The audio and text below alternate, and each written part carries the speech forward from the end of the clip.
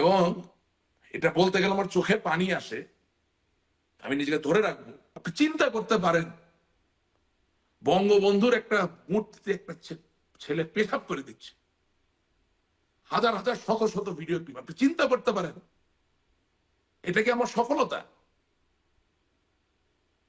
আওয়ামী লীগ ক্ষমতায় না থাকতে পারে, আওয়ামী লীগের পতন হতে পারে, অনেক কিছু হতে পারে। আওয়ামী লীগ তো দল, মানে আমি ভুল বলছি, দলের না, মানে একটা সরকারের পতন হতে পারে।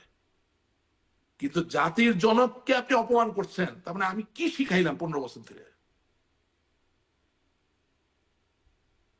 আপনি, আপনাকে যদি পৃথিবীর কোন লোক আমেরিকায় বসে বলে, আপনি তো একজন প্রথিতযশা সাংবাদিক, জার্নালিস্ট, আপনি হোস্ট করেন বিভিন্ন প্রোগ্রাম, আপনি আমার সাথে কফি খেতে খেতে আপনার দেশের স্বাধীনতার গল্পটা একটু আপনি বলেন, কোন উপায় আছে বঙ্গবন্ধুর নাম না বলে গল্প বলার? তাহলে তখন যদি আপনি নিজেকে একবার চোখ বন্ধ করে প্রশ্ন করেন যে আমারে যে এই স্বাধীনতা দিয়ে গেল, ভালো মন্দ দুটো হওয়ারই, আমারে যে স্বাধীনতা দিয়ে গেল প্রাচুর্যময় সম্পদশালী হওয়ার, আমি তারে দিনে দুপুরে অপমান করতেছি, আমি তাহলে কি শিখাইলাম?